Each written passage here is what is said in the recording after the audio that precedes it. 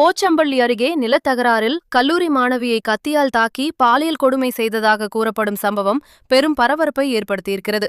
நடவடிக்கை எடுக்காமல் போலீசாரே எங்களை மிரட்டுகிறார்கள் என பாதிக்கப்பட்ட பெண் கண்ணீர் மல்க குற்றம் சாட்ட காவல்துறையோ இந்த புகாரை மறுத்துள்ளது.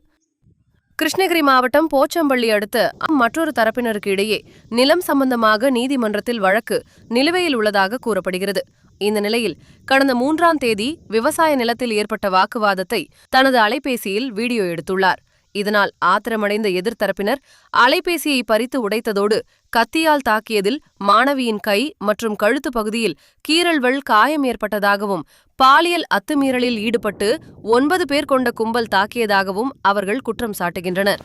இதுகுறித்து போச்சம்பள்ளி காவல் நிலையத்தில் புகார் அளிக்கப்பட்டுள்ளது.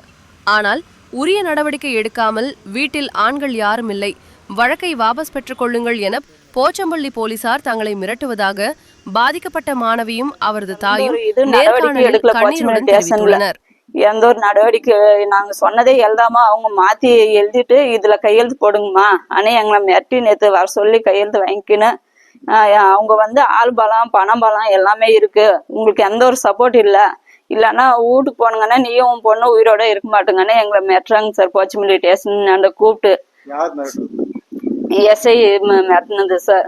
எங்களை கையெழுத்து போடுமா நீங்க 2 பேர் இருந்துன்னு இவ்வளோ ஒரு ஆட்டம் போடுறீங்களா நீங்க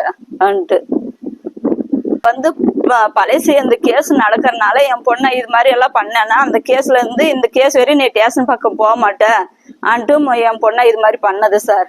மறுபுறம் இக்குற்றச்சாட்டுகளை போச்சம்பள்ளி போலீசார் திட்டவட்டமாக மறுத்துள்ளனர்.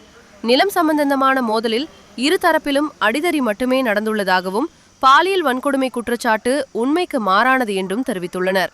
மேலும் இதுகுறித்து இரு தரப்பிலும் CSR பதிவு செய்யப்பட்டு விசாரணை நடந்து வருவதாகவும் காவல்துறை தரப்பில் விளக்கம் அளிக்கப்பட்டுள்ளது.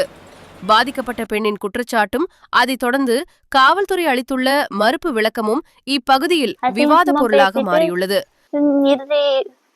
போன் இருக்கிறதுனால தானே வீடியோ பிடிக்கிற, போன் எடுத்து உடச்சிட்டா எப்படி வீடியோ பிடிப்ப அப்படின்னு போனை உடச்சிட்டாங்க.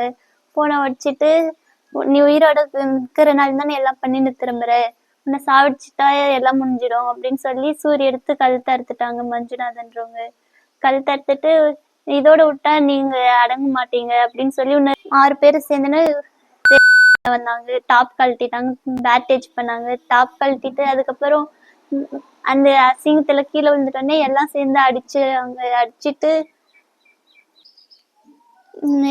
அங்கிருந்து தப்பிச்சு நான் அம்மா போச்சம்பள்ளி ஜிஹெச்சுக்கு போனாங்க. போச்சம்பள்ளில இருந்து அடி ரொம்ப இருக்கு அப்படின்ட்டு கிருஷ்ணகிரி மெடிக்கல் காலேஜுக்கு அனுப்புனாங்க.